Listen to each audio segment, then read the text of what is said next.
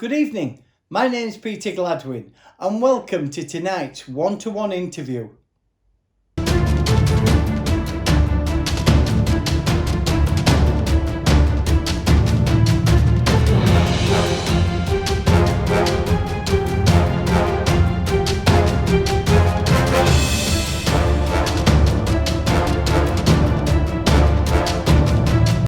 On the live stream tonight, we've got Paul Senior. Paul, good evening. Good evening. How are you doing, Paul? I'm very well. Very well. Excellent. I'm really looking forward to hearing your story tonight. I know the viewers are. I'd just like to just encourage the viewers to keep your mute buttons on, and because then we don't get any interaction, so we can clearly not have no disruption whilst we're listening to Paul. And so let's get going, Paul. It's great to have you here on the one-to-one interview. We go back quite a number of years. Yes, we do. It was a strange sort of meeting, really, because I got a phone call from you because of the Cops and Robbers magazine that you'd seen, and being a Yorkshireman, we had a few things in common. And you happened to mention a guy called John Robinson, I think, whose story I'd done, who wrote a book called Nobody's Child. And you said you'd love to meet him. And I told you, well, actually, him and his wife and children are in Thailand. In fact, they'd opened up a place of grace, they called it, in a slum area of Bangkok. I said, but for one night only, tonight, he's actually at my house, coming to share his testimony with our home group. And you came along, so it was quite an interesting evening. Yeah, I remember it, and I drove quite a few hours to get there. And I remember it was my book, Out of the Ashes, was just coming out, and you shared with me about John's testimony about his book. And I remember that evening well, and it was great to meet John, but also great to meet you. And we've kept in touch ever since. We've been out to Cyprus. We came out to Cyprus out there where you are. You're not in Cyprus tonight, I believe. No, I normally travel in January because it rains in Cyprus, and I'd been to Central America. And in fact, on the 10th of February, I was flying back from Panama, and there were two nurses all gowned up, and they were taking the temperatures of everybody getting off the plane at the Panama City airport. And I thought, well, this is a sign of things to come. I came back for my granddaughter's birthday, and then they cancelled the flights. So I'm unable to get back to Cyprus, but the weather just lately is quite nice. In fact, similar to Paphos. But yes, normally I would be in Cyprus, you're right. Mm-hmm. And obviously we've got it bad here. We're in lockdown. What's the situation? I mean, I know there's lots of expats out there, Paul. What's the situation out there? It's far worse. It's not as far as the number of people in hospital, but I do believe the hospital in Paphos was closed, but they're under real strict lockdown. There's a curfew. You're not allowed out after 6 o'clock in the evening. And if you want to go out, you have to send a text message to the police, giving your name, your passport number, and only one of 4 reasons that you can go out. And when they say yes, you can, you go out, but you've only got 2 hours. And they do have roadblocks out there as well. In fact, somebody said they went out and they went through 3 checkpoints, and so they really clamped down hard there. Hopefully, people here will take notice of what the government is saying, because there are far stricter measures that could be brought into force. Yeah, well put, Paul. And obviously, as we go through this really tough time, yes, it is tough to stay indoors, but like you say, by doing so, we're not putting pressure on the NHS, or we're not bringing that coronavirus into the house. So yeah, even though it's predicted that we're going to have hot weather next week over the Easter period, let's continue to stay. Anyway, let's get into your story, because you've got a very interesting testimony. Last week we had John Lawson on, who was all thunderbolts and lightning, dragged out of the pit.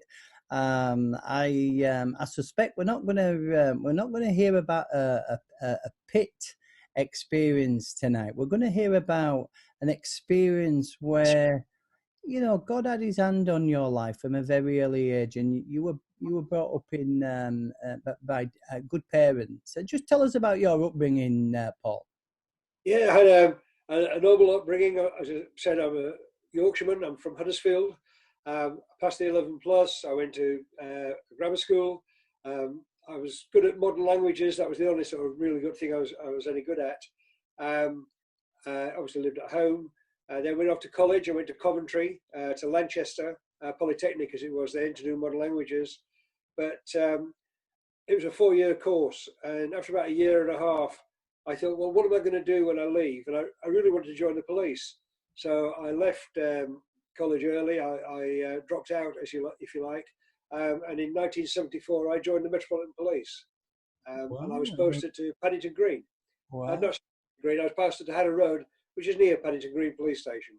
And so I did started my service there for 10 years. Right. So the police, I mean, I've worked for the probation service. I mean, obviously, in line in association with the police force, especially in courts and prisons. So what influenced you to want to? Have you got family in the police? Is there a tradition of as police officers in your family? What made you make that jump into the police force? No, nobody in my family from the police. Really? My dad was a clerk. My mum was a fringer. She worked in one of the mills. But I didn't want a job that was 9 to 5 and working in an office. And I thought the police would offer a degree of variety and excitement and what have you. And that was the case. So I enjoyed my time in the Met. And in fact, I was promoted to sergeant in 1984. And then I went to Wembley, and I was a sergeant at Wembley for 3 years before transferring to Hampshire and getting posted to the Isle of Wight as a PC. So, as a sort of sergeant, you've come across what are some of the I mean, I know you can't talk about names, but you'll have been on some serious investigation and serious stuff in the police force. Yeah, I could. There's one name I can remember. It was a young lad. When I was on the juvenile bureau, as it was then, we dealt with young people who'd been arrested under the age of 18, obviously. We dealt with school visits, and we dealt with care cases. Those have all since been separated out, obviously, because care is a major thing. But there was one lad, I'll tell you his first name. His first name was Babatunde. And before I could get an appointment to see his parents to try and get a caution for this lad, he got arrested about every day for a fortnight before I could finally get him in front of the chief inspector. And I remember his surname as well, but I won't say it. Yeah. But there is a variety of things to get involved in. I think my favourite year was 1977 when I was on the pickpocket squad down Oxford Street. It was the Queen's Jubilee. Obviously Oxford Street is a very popular tourist destination, so you get lots of pickpockets down there. And we were very successful. In fact, we were so successful, our chief inspector asked us to stop arresting people because we were arresting more people than there were crimes in the book. But the reason for that was that people had their pockets picked in Oxford Street, usually getting on a bus going somewhere, and whenever they got to Ealing or further afield, they would go to the local police station to report it. And generally, I think they reported it as property lost in the street because they had no evidence of theft. So it never came back to Marylebone, where I was stationed, to say, oh, these people have had their pockets picked. But it was an interesting time, enjoyable. Yeah, excellent. I mean, I remember, I'm afraid I have to, well, you've read my book, Paul. I'm afraid I was fortunate not to be arrested by you, mate. And, because I did get in trouble with the police when I was early age, from around about 13. And I remember I was walking through the town centre, and this police officer stopped me, and he looked at me and he said, "What's your name?" And I said, as a 13-year-old, I said, "Oh, Stephen Rogers." And he said, "Show me your hand." Anyway, I sort of showed him my hand, my right hand, and he went, "Show me your other hand." And I went, "You nicked." I mean, surely, Paul, being a police officer, you're a good person, aren't you? Do you need a saviour? Well, that's what I thought. I thought, look, I'm a copper. I'm arresting the bad guys. I've not killed anybody. I've not raped anybody. I'm not a burglar or any of those things. But, when I became a Christian, I realized that what the Bible says is true. All of us have sinned and fall short of the glory of God. That's And right. so I was no different in a way. I might have had a different upbringing to some of the people I was putting in the cells. But actually, if I look at the Ten Commandments, really, yeah, I've failed on a lot of those. And so, yes, I need a Savior as well. And that's probably why I found it, in a way, easier to witness to criminals or people in prison. They know they've done wrong. They're there for a reason. More difficult sometimes to witness to your colleagues in the canteen at the police station. Because again, we're the good guys, but it still can be done. Thankfully, we've all sinned and fall short of the glory of God, but God's gift is eternal life through those who believe in Jesus Christ. Amen, Paul. That's a wonderful response, and I'm sure that your witness goes across into the police forces across the country, because like you said, we're not saved by works. We're not saved by who we are in terms of a job or a career. We're saved by the blood of Jesus, and as we approach Easter, that's a wonderful message that you're sharing there, Paul. So thank you for that, for your humility and your honesty. And so you've gone through. You're in the police force. You're obviously very busy. It's a full-time job. You're married. Do you have children? Yes, I got 2 boys. In fact, it's because of the younger boy that I transferred to Hampshire, because my youngest son has got cystic fibrosis. Right. When he was born, we were told he wouldn't live past 5 years of age. And so we looked at the situation and we thought, well, what we'll try and do is keep him as well as possible for as long as possible until they find a cure. And so I applied for a transfer, and I got transferred to Hampshire Police on the basis that I would serve on the Isle of Wight, which the only time I'd ever been to the Isle of Wight was actually the Pop Festival, I think, in 1970. Yeah, probably 1970. Jimi Hendrix's last appearance, I believe. But I went over there. It was a very sort of family atmosphere. It's like going back 50 years in time, the Isle of Wight. And I became a PC there. In fact, I was an acting sergeant there.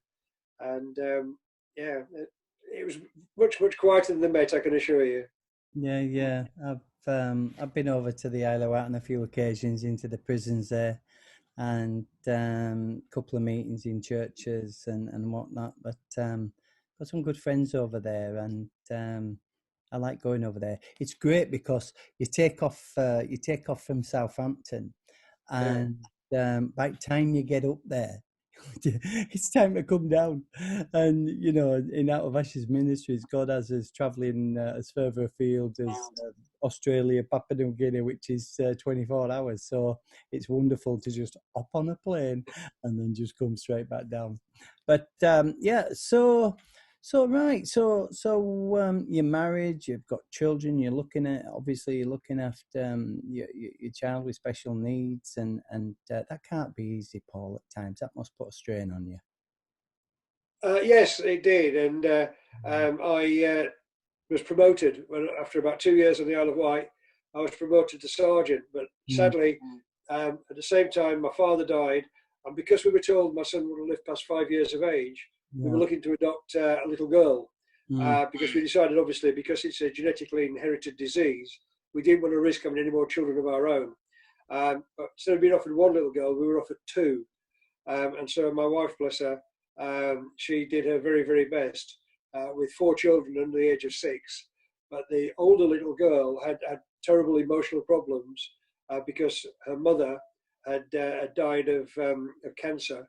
And in the final stages, she'd been nursing or looking after her little girl, and had another little girl to keep her company. But the stuff she was on, the medicines and what have you, affected her mind. And as a result, she used to get the little girl up at 3. It's a story, but she used to get up at 3 o'clock in the morning and tell her nobody would love you like me and what have you. And this gave this little girl these terrible emotional problems. So eventually, at the time I got promoted, both girls were taken away from us, and one of them was just a baby we'd had for a year. And that was a really stressful time. And then I had to move house because I'd been promoted, and I promoted going to Southampton. And in the end, I turned the promotion down. And they said, "Oh, we'll move you as a PC." And I thought, I don't need this. So I resigned. So I was out of the job for a couple of years. Wow. So you've resigned, you're out of a job. What we sort of filling your time with? What obviously Well, you've got to live, you've got to eat. I tried. I was very stressed. I mean, no doubt about that. Yeah. But I found a job selling insurance, or at least it thought it was a job, but actually it's self-employed, and you only earn money if you sell policies and what have you. But because I had a job I felt to go to, it relieved the stress. Yeah. And that didn't last for too long. And eventually, all my savings went, and I had to sign on, which I really found so difficult. I'd never been unemployed. I'd never signed on, and here I was, 15 years service, not really qualified for anything else, and having to manage with a mortgage, family commitments, and that, and no prospects of a job. Because the Isle of Wight, you mentioned the prisons; they're one of the biggest employers on the Isle of Wight. That's right. And I didn't want to be a prison officer, so I got quite low. In fact, I was wondering what life was all about, which led to me one day. I was walking the dog. I took the boys to school. Went to the post office where I bought my cigars because at the time I was a smoker. And I'm smoking my cigars. I'm walking the dog, and I threw a ball for the dog. And on one side was a wall, on the other side was a hedge. And the ball bounced on the floor and went into the hedge. And so I went to look for the ball, and literally I spent 2 hours looking for this ball. I looked in the hedge, round the hedge, under the hedge, over the hedge. Even the dog couldn't find it. Anyway, the next day I came and I was looking again. Third day was a Wednesday. I must have been going to sign on. But on the Thursday, I thought, well, this is ridiculous. The ball's got to be somewhere. And I remembered what my wife had once told me. See, my wife had gone to church all the time I known. She'd always gone to church. And in fact, she even got confirmed in the Church of England when we lived in Swiss Cottage. She was confirmed, she went to classes, and she was confirmed by the Bishop of St Albans. And then one day after we moved to the Isle of Wight, she came back from a church and said she'd become a Christian, which I thought was odd. I thought, well, you've gone to church all this time, surely you're a Christian. But what she said to me once was, if you want to find out if there's a God, pray about something. So I quickly checked, nobody was coming because I didn't want to look a fool. I got down on one knee, I closed my eyes, I said, if there is a God, show me where this ball is. And I opened my eyes, and there in front of me was this ball. And I thought, well, that's a coincidence. But why didn't I see it before I closed my eyes? So I went looking for evidence of God. Wow, I mean that's incredible, Paul. You know, God reveals Himself in mysterious ways. I was talking to a prisoner in a prison only a few weeks ago, and this prisoner turned around to me and said, "Can I share a testimony with you?" And I said, "Yeah, go ahead." And he said, "Well," he said, "I went down to the telephone to ring my wife. In prisons, as you know, they can." They have a credit card where they can ring up, and obviously the cost comes off the card. And anyway, he rang his wife, and his wife told him that that evening, the Friday evening, she was going on what she called a girly night out. And so I said to him, really? I said, so what did you do? He said, well, I got really stressed. He said, I panicked. I said, so what happened then? He said, well, I went back to my cell, and I was pacing my cell, and I'd been hearing this about this God and a personal relationship you could have with Him in the chapel. I'd gone to chapel just to get out of my cell on a few occasions. He said, and so I cried out to God, just like you did, Paul, with that ball. He said, I cried out to God, and I said, if you're really there and you protect my wife, he said, I'll give my life to you. But if you protect my wife tonight as she goes out on this girly night out. And so on the Monday, he went down to the telephone. And the first thing he said to his wife when he rang her was, how did Friday night go? And his wife said, you would never believe it. And he said, what do you mean? She said, we all got to the pub at 7:15. She said there was about 20 of us. She said, but all of a sudden, the lights went out in the pub. She said, there was a power cut. He said, yeah. He said, well, so what happened then? She said, well, we all got taxis. We got about 5 or 6 taxis, and she said we're heading into town. She said we got there. She said, and the power cut had hit the town. She said we're back home for 20 to 8. And I said, wow. I said, what did you do? He said, I knew God had answered my prayer. And just like you did with that lost ball, he got down on his knee and he asked Jesus to come into it. God reveals himself in strange ways. So, okay, so you've God has revealed him. What did you do when what was your reaction then? Did you think it were a coincidence or a God incident? I couldn't understand it. And also, my wife was holding a prayer meeting at our house on whatever day it was. And a guy called Phil, who was owner of a bed and breakfast place, used to lead this prayer meeting. And at the end of one of the meetings, I wasn't part of the meeting, but I was speaking to him because it was the time of the first Gulf War. And I said, this Saddam Hussein, he's going to destroy Israel, you know. And he went, no, that won't happen, because God's got his hand on Israel. They're his chosen people, and it won't happen. I said, but he's got this super gun. Britain, I don't know if you remember, had built this super gun, not knowing it was a super gun.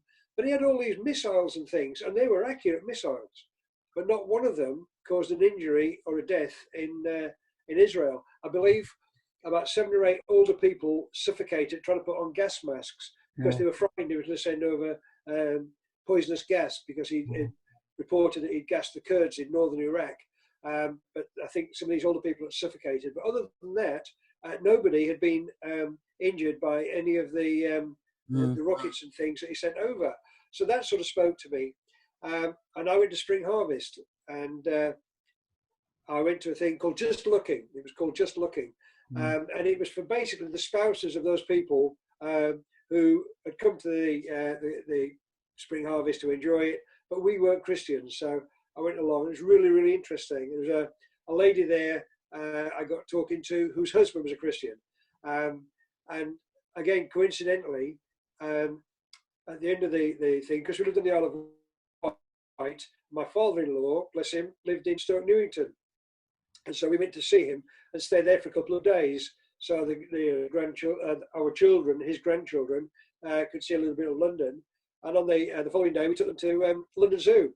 And who should I meet in London Zoo but this lady who'd been on this talk thing with me all this time. And she said, "What are you going to do?" Yeah. I think I'm going to become a Christian.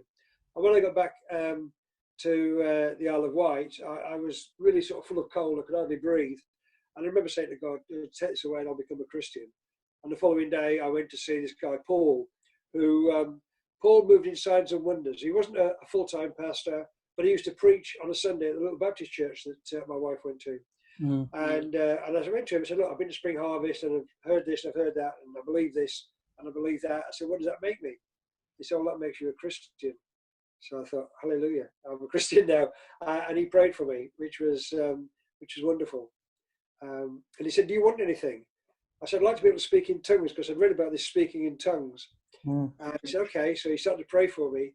And as he did, I immediately felt this sort of gurgling in my throat about to come forward. But I was a smoker. And I thought, no, I don't want to speak in tongues, because I know when I leave here tonight, I'm going to have a cigar. And that would be wrong. So I resisted speaking in tongues. And that was like 19 years ago, or longer than that, 29 years ago. And I've never spoken in tongues. But I know that if I'd wanted to, I could. But I resisted it because I just didn't think it was the right thing to do. I've since stopped smoking. Yeah, amen. That's wonderful. It's amazing you should share that again, because same here. I can identify with what you're saying. I was a smoker even as a Christian. I used to smoke, and I remember going to Bible studies during the week, and at half time in the Bible study, I'd sneak out the back door, look out the back door, see if the pastor were coming. And as he wasn't, I'd light a cigarette. I really struggled with it. And a friend of mine said to me one day, "Peter, I want to pray for you with this smoking." And he laid his hands on me and he said this prayer. It's a strange prayer, but wow, what a prayer. He prayed, "Dear Lord, the next time Peter puts a cigarette to his mouth, make it taste like the back end of a car exhaust pipe. Do you know, the next day I was out and a temptation, went into the newsagents, got a packet of fags, pour one out. Ugh, that tastes funny. Put it down thinking, oh, it must be a dud one. Took the second cigarette out of the packet. I haven't smoked since.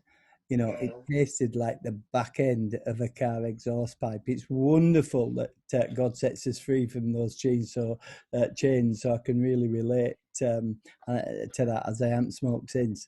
But so yeah, it's interesting that God has revealed Himself to you. It's not interesting; it's amazing that God has revealed Himself to you. You've become a Christian. What did you think of this newfound church? Did you settle easy into church? What was your first experience of going to a church then? Well, I'd been once or twice before, because obviously my wife went, and if they had anything going on and the boys were involved, I would go along to that. I remember going to one service before this, and I forgot whatever happened. And some guy said, "Oh, we pray for each other." What would you like? I said, "I don't want prayer. Like, leave me alone. I'm fine." I was unemployed, no prospects, and I didn't want to know.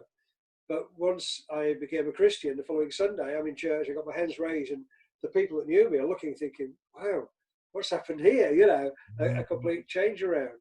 And one thing I've got to say, the Phil, who's the guy that ran the bed and breakfast, after I became a Christian, we're in church one day, and the pastor, we call him Pastor Paul, he moved in signs and wonders. He used to invite people to come and share some testimony.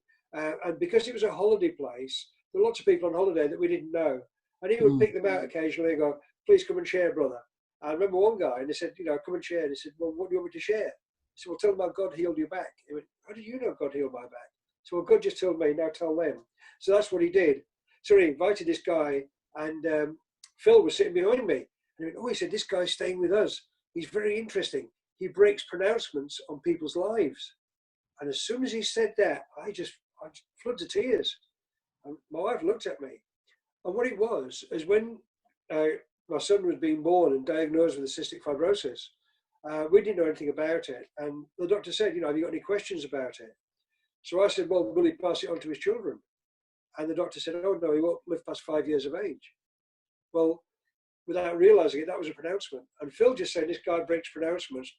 It was just like a pair of scissors. Immediately cut this, floods of tears. So anyway, I applied and rejoined the Met later that year. And I moved over. Funnily enough, I moved back to London, and I was living in a section house in Soho, because obviously my wife and children were back in the Isle of Wight. We were waiting to sell the house so we could move. And eventually, there's again a story about selling the house, but we moved to Bishop Stortford, where my wife's sister lives, because she wanted to be near people. In fact, my wife said, "Right, okay, we've got the house sold," which was a miracle in itself, the way it happened. But she said, "We need you to go to Bishop Stortford. We need a school for the children and a house." Okay. So I'm on the train going to Bishop Stortford, and God spoke to me quite clearly. He said, "I've got a house for you. It's got a connection with the church." Okay. So the first thing I did, I went to the local Church of England school, spoke to the headmistress, explained the situation. She said, "Well, we've only got space for one boy or one child, but if you've got two, I'll take them both." I said, "Fine, now I need to find somewhere to live." So I went back into town, and I looking around, went to different estate agents. I was shown 4 or 5 properties. And the last one, the lady had showed me this house. I said, "Well, I think it's a bit small." I said, "Because I've got a 4-bedroom detached chalet bungalow, and this is a bit small." And she said, "Well, actually, I've seen a house this morning that you might like. It belongs to the Church of England." I went, "Oh." I said, "Are you a Christian?" She went, "No," looked a bit aback. I said, "Oh," she said, "Well, maybe you're a divine messenger." Well, why she didn't go running out of the house screaming, "There's a lunatic here." But anyway, she said, "You can't look inside it because the priest that lives there is retiring, but I can show you the outside." And as we pulled up outside, I said, "I'll take it." And just then, this man walked up, old man walked up, recognised the estate agent, and started speaking. She said, "Oh, this man might want to rent." Oh, she said, "Come in." So he showed me around. I said, "No, we'll take it. We'll take it." So I went back to the school, which was just about 100 yards up the road. The church was over to the right, the school was up to the left. And I went to see the headmistress. I said, "Oh, we've got a house. It's this one here." And I gave her the address. She went, "Oh," she said, "I'm on the Treasury Committee." She said, "I knew the house was coming up for sale or for rent, I don't know why I didn't tell you. I said, well, that's all right. I said, because God used somebody else to tell me. Mm. Well, the last bit of that is that after we moved in, the local vicar knocks on the door. He comes to our, I bet you've never had this. He knocks on the door. He comes in. Hello, he said, I'm the Reverend, I won't tell you his name. He said, I've heard all about you. You won't like my church. And I thought, no, I probably won't. And shortly afterwards, both him and the headmistress had gone. But anyway, that's another story. Yeah, yeah. So wow, I mean, it's incredible, isn't it? Whenever God calls us, he always provides for us.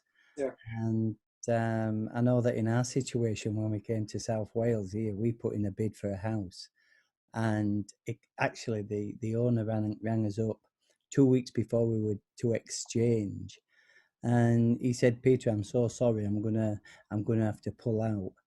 And I thought, oh no. And he said, I know you've done all the searches, you'd paid all the money and everything. He said, but I'm so sorry, we're going to have to pull out. There's something wrong with this house that we were buying. So we were left stuck, basically. To cut the story short, we were left stuck, and we're supposed to be selling our house in 2 weeks and moving out. Anyway, in the meantime, we saw another house in South Wales, and we really liked it. We really did like it, and so much so that we put an offer in to get this house. But so did a lot of other people, because it needed a little bit doing to it, but it had a ton of potential. And it was before the tolls came down in Newport, so that people weren't having to pay. So basically, to come into Newport, so people were hunting for houses. Anyway, basically, cut the story short, on the Monday, I got an estate agent rang me up and she said, I'm sorry, Mr. Gladwin, your offer's been rejected. I thought, oh no, terrible. And anyway, again, just to get to the point, she rang me back about an hour a minute later, and the first words were, Mr. Gladwin, you must have friends in high places. And I said, why is that? She said, I've just come off the phone with a gentleman who's just bought you a house. I said, huh? She said, first he offered £50,000. She said, but that was refused. She said, then he offered full cash. She said, I just want you to know, Mr. Gladwin, that your offer's been accepted. Oh. And so, so I can, when God calls you, whenever God is, and that's for the audience. If God is calling you, listen to Paul's testimony, listen to my testimony, that God will prepare the way for you. You don't have to worry about things like houses or places, about school places. God has got it all prepared. Okay, so that's wonderful, Paul. I mean, you've settled you've settled back. Okay, you've gone through a bit of a tough time. Apparently a tough time over those few years, but you've become a Christian. Your life has changed. You've got a relationship with the living God. You started going to a church. And so in terms of this ministry, what's it called? Robbers and cops, thieves and what's it called? It's called Cops and Robbers. Cops and Robbers. Cops and Robbers. So when I rejoined the Met, I joined the Christian Police Association in London, and we were, after a period of time, looking for ways of reaching our fellow colleagues, and also I was concerned about the number of young people involved in knife crime. This is going back, 20 years. There was a lot of knife crime going on, and I asked I was asked by the CPA to do something about media. Now, a woman sergeant in Northamptonshire had produced a one-page foolscap page, something like that, with somebody's testimony on, and she used to give it to the prisoners in the police station. Yeah. Now, that literacy is a real problem amongst people in prison and amongst young people as well, because I think if they're not doing well at school, they bunk off school, they end up getting in trouble, then they get in more trouble, then they end up, if you're not careful, young offenders institutions and what have you. So I hit on the idea, well, if we could produce testimonies in comic book form, it would be easier to follow. But I needed three things. I needed permission from the Met to put them in the police cells. I needed a Christian artist to draw the pictures. and I needed some money. In fact, £10,000. I got permission from the Met. I found a Christian artist, and I was waiting on this money coming through. And one day I was at Chingford Police Station, because when I rejoined the Met, I was in central London, and then I transferred out to Waltham Forest. And I happened to be in Chingford Police Station in the CID office. I was the only person in there, and it was about 6 or 7 o'clock in the evening. And the phone rang. And one thing you don't do in somebody else's office is pick up the phone, but being polite, I thought I'll pick the phone up and just say there's nobody here. But anyway, picked the phone up, and the guy said, "Oh," he said, "I'm looking for Paul Senior." So that's me.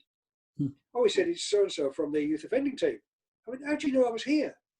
They said, "Well, I don't know, I just was given the number." And I thought, well, I don't know, we'll give them the number, it's not my off. Anyway, he said, "What's happening with this the magazine?" I said, "Well, I'm waiting for the money to come through." He said, "Oh, the money's here, we're just waiting for the invoices." So immediately I got everything going. I got the stories illustrated, produced 10,000 copies, and the Metropolitan Police Diversity Unit took one look at the first page, story of Des Brown, a young black man who, in the course of being set upon by a bloke, had pulled out a knife, it hit the bloke, and stabbed him, and the guy had died. And Des Brown's story is obviously he was arrested, put in prison on remand, and then his parents stood bail for him. In fact, they put the house up as surety for him. And while he was out on bail, awaiting trial, his girlfriend took him to a church, and he got saved. Wow. But he got found guilty of manslaughter because he hadn't started this fight. He went to prison. When he came out, he completely changed person, and his brother as well. His brother is now a pastor of a church in Tottenham, and Des is youth pastor of a church in Walthamstow. But anyway, that was one of the first stories, but the police banned it. But at the same time, the only address or connection in the magazine was caring for ex-offenders and the telephone number for Holy Trinity Brompton. So I sent them half a dozen copies in the post. And about 2 days later, I was at home and I got a phone call. And it was the HTB, and they went, "Oh, we took these copies of Cops and Robbers into Belmarsh, and they went like hotcakes. Have you got any more?" Well, of course, I've got thousands. So I took them 1,000 copies of Cops and Robbers to take. And since then, I was only ever going to produce one edition. In the end, I produced about 16 when the money became available. And I've always supplied them when I could to chaplains and prisons because they like them so much. And it wasn't the original intention. The original intention was crime prevention to stop young people getting further involved in crime. But they seem to find a home, especially in prisons, because people can identify with the stories. They're all true stories. Most of the people I know, they're not all robbers or murderers. I mean, there are some cops. I mean, my story's in one of them. Various other people's stories are in there. And it's called Cops and Robbers. And the website is copsandrobbers.uk. Well, here we have one of the Cops and Robbers comics. I mean, this guy looks quite a beefy chap. It looks like a bit like Mr. Stallone on steroids. I mean, what's the story behind this guy, Paul? I haven't actually met this guy. His name is Matt. He's an Australian, and he's a bodybuilder. I mean, he's a really powerful physique. And he got involved in all sorts of things. But then one day, something really awful happened, and he thought, you know what? I've got a wife, I've got a child. I really have to look to my future here. So he became a Christian, and he was Evangelist in Australia. Yeah. And this guy? Right. Now, you may have heard of this guy. This is from a Yorkshire edition I've just put up there. And this guy is Donald Tunningley. And he could have been a professional rugby league player. He was that good. But he had a problem. He got involved in drugs. He got involved in taking them, dealing them, and eventually ended up in prison because he was a driver of a car in an armed robbery. And so, yeah, there's a variety of stories on there. As I said, this is from the Yorkshire edition. I think you'll find your stories in there, my stories in there. Yeah. John, I don't know if you've come across John Gorn. He used to be in Herman's Hermits. Yeah, I've heard of him, obviously, but I've never come across him. John Gordon's stories in there. And also a lady called Mandy, who's one of my friends. She was actually born in London, but she was brought up in York. And she's of mixed race, or mixed heritage, I think you call it these days. And so she was discriminated against in her upbringing. Horrendous story, I won't go into it. Horrendous story. But when I met her, eventually, and having heard her story on YouTube, I said to her when I met her, we're talking, I said, how are you normal after all this, after all you've been through? How are you normal? She said, only God. Only God could have done this. Well, look at this one here. This is a story, isn't it? I mean, dear me, the police have got hold of every part of this woman's body. What's happening here? She's the right character, isn't she? Oh, she was, yeah, Bev. She was a real handful. Well, four handfuls there, clearly. But do you know what? I can identify with this because I remember one day when I was at Harrow Road, I was called to a woman who was drunk and she had her right arm in plaster. And she trying to whack me with this right arm. And whatever you did, it was always looking like you were beating her up. But all you were trying to do was avoid getting hit with this. Yeah. Yeah, it's not easy. But yeah, Bev's stories. That's another one. She got involved in a lot of drugs and what have you. And then when her children started following suit, she thought, this is terrible because they're going to end up like me, drug addict or what have you. And she put a pin in a map and it came to Southampton. And she moved to Southampton, went on an alpha course and got saved. And the story there's a full book story there, which I was going to write one day, but I think somebody else has beat me to it. But it'd be worth looking out for her. Wow, what a testimony! And who's this chap here? Wow, look at this kung fu fighter. Yes, indeed. I think you've got him coming up on a question panel. This is a story of Tony. Tony had a Chinese mother, an Italian father, and his mother used to send him to China. And he was taught the art of kung fu by a family friend who was a grandmaster, and he became a kung fu world champion, in fact. And then he became a bodyguard in the Middle East, a very violent place. But eventually, funnily enough, in Cyprus, he ended up in prison when he tried to burgle some hotels and he got caught. There's a chap called Michael Wright, who was a pastor of a church in Polis, which is about 20 miles north of Paphos, where I live. And he used to visit the prison on a regular basis. And he used to see Tony once a week, used to bring him Coca-Cola. And eventually Tony said, why are you doing this? I'm really, I'm a really angry person. And he shared the gospel with him. And Tony became a Christian. His life changed. And he became an evangelist. And he teaches evangelism. It's a great story. Yeah, wow, that's amazing. And you're right, we've got him on the Christian Question Time next week, which I'm really looking forward to. Okay. This is a strange one. What's this odd character? Oh, definitely a strange one. This one, isn't it? Yeah, this is. It's amazing. I tell you what's amazing, and that is that sometimes I don't do the drawing. Let me make it clear. I don't do the drawings. I write the stories either from somebody's book or usually from what they tell me. And so obviously I got this. This is your story. Obviously, I got it out of your book. But there's one particular drawing where I don't think the guy's seen you, and if he had, he actually captures you perfectly in one of the drawings, and occasionally does that. It's brilliant. Well, I think I agree. I mean, so many people have said to me, dear me, looks dead like you. I think he's on about the bottom right one down here. When I'm actually working in the Crown Court and I'm presenting something to a juror.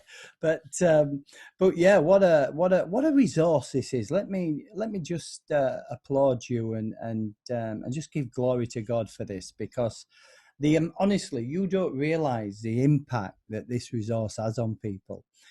People might not pick up a Bible. You know what people are like, but they'll pick up something like this. It's modern, it's authentic, it's readable, and it relates. Our stories relate. I know there's about 6. Am I right? There's 6 or 7 stories in each comic. Is that right? Usually, yeah. Yeah, and so I take these comics into prisons. I take them into schools, and I know that you've translated one into French, which is going out there. I don't know if we've got we haven't got a copy of that, but sorry, go on. Sorry, so it's on the website. If you go to the copsandrobbers.uk website and scroll down, you'll find your story in English. And below it, it's in French. Right, and the address to get on to the Cops and Robbers website is www.copsandrobbers.uk. www.copsandrobbers.uk. That is a tremendous resource. Let me encourage you, church leaders out there. You need to get this for your young people. You need to get this for your church so that they can take this comic home, Cops and Robbers home, and give it to their children, their teenagers. This is a brilliant resource that needs to be picked up. God will use it, and so an opportunity there. You know the website, and so let me encourage you to get on there and order some of these for your church and also for you in your personal family's situation. So, wow, yeah, it goes into prisons. I've seen this all over the UK. We go into prisons all over the country, and this is in a lot of prisons. In fact, I can't remember a prison that I've been in that it's not in.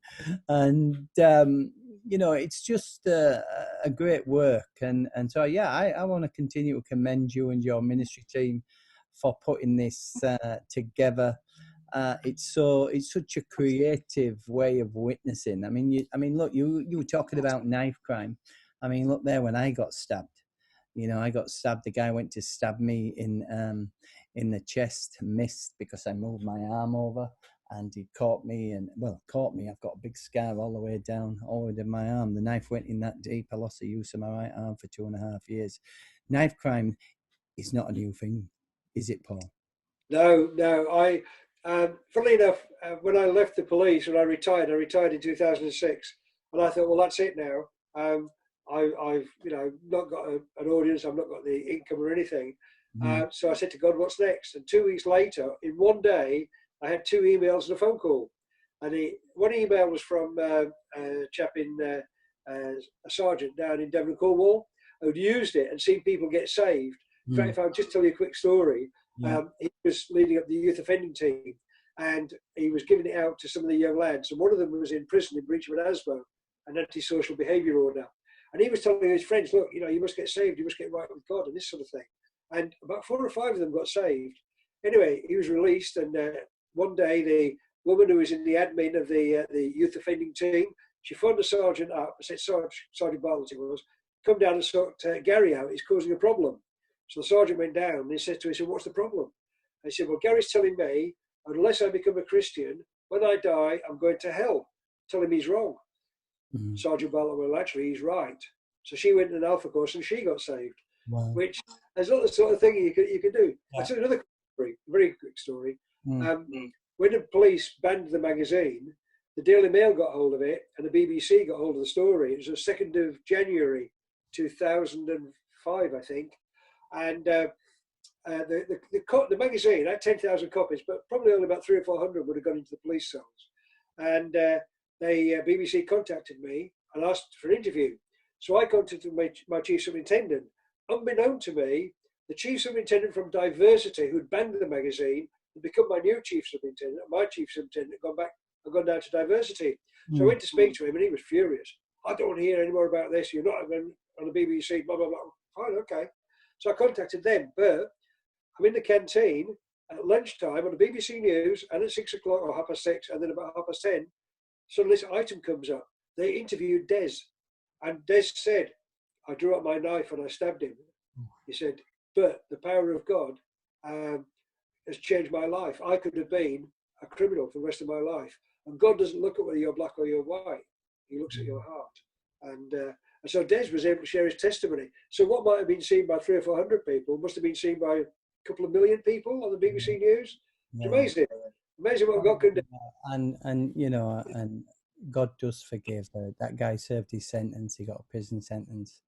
And, obviously the consequences are still there. But if people are repentant, I've led people who have committed terrible crimes to Jesus in prison, that they've been sorry. They've been sorry from the heart. And they've said that prayer of repentance. And there's no pit too deep that God cannot drag you out from. And so yeah, so Paul, this it's an amazing resource. As you can see, I've been burnt, I've been stabbed, I've been a hit and run victim, booze, drugs, alcohol, but then that phone call changed my life. You know, the Bible says one touch from the King changes everything, and I got touched on that telephone in such a way that my life has never been the same again. As you can see, I went on to Bible college and met my wife at the Bible college. As you can see there, she sat on the bench. She turned me down at first. Can you believe it, Paul? She turned me down. But after a few days, she looked as though she had something on her mind. She was sat on a bench. I went up to her and I said to her, "You okay, Sarah?" She said, "No, I'm not." I said, "What's the matter?" She said, "Me and you, I haven't been able to stop thinking about you since you asked me to be your girlfriend." Wow. 2 years later, we were married. Oh, wow. You know, and then obviously, God restoring my life. I didn't go into full-time ministry until 2010. Right up to that point, I was working in one or two jobs in rehabs and other places, but I ended up working for the probation service in the Crown Court. Can you believe it? I got nicked by a police officer and taken to the Crown Court when I was 13. And now I'm working for them. Only God can do that. And it's wonderful that you put these stories out there that challenge people. You know, some of these stories that are in there are incredible. There's no way they should survive. There's no way that they can come back to life. And so the way you illustrate it, the way the gospel message gets across is wonderful. And so listen, guys, if there's anybody out there, anybody in the audience, anybody going to see this, because we're going to put this up on YouTube and Facebook, this interview that I'm doing with Paul Senior next week. So you'll be able to go onto his website and you'll be able to access this material for yourselves and for your church. Paul, we've come to the end. Oh, I could talk to you all night, Paul. We've come to the end of our program shift tonight. It's been great chatting to you. Have you enjoyed it? Thoroughly enjoyed it. And if I find my way to South Wales before they start the flights again back to Cyprus, I'll come down. We'll have a coffee. We'll carry on having a chat. Well, it'd be a pleasure to have you visit South Wales. There's no doubt about that. So once again, Paul Senior, Cops and Robbers, man of God. Thank you for joining us tonight. It's been such a pleasure. I'm sure the audience have enjoyed it. I'm sure that when it goes out online on social media, people will be blessed. We don't always have to have a thunderbolt and lightning testimony. People turn around to me and they say, "Oh, Peter, you've been stabbed, you've been burnt, you've been hit and run victim, drugs, alcohol, suicide in your family. Oh, dear me, I'd love a testimony like yours." Really? No, you wouldn't. I'd love a testimony like yours. And so, thank God if you've had not a sheltered life. Paul's not had a shelter. He's had his challenges. He's had a tough life. Of course he has, But you can see how God's protection, especially in the early part of his upbringing, was upon his life. And God's hand, may God's hand of protection be upon your life. May when you step out of that door, the Lord go before you. So that's the end of tonight. That's the end of our one-to-one interview with Paul Senior. And it just remains for me to say is join us next week when we'll have Tara O'Shaughnessy. This girl was dragged out of a pit. You've never seen such a pit. This is an incredible testimony. And so you need to join us next Monday, same time, 8 o'clock. So until then, it's good night from Paul. Good night. God bless you, Paul. And it's good night. And it's good night from me. God bless. And we'll see you next week.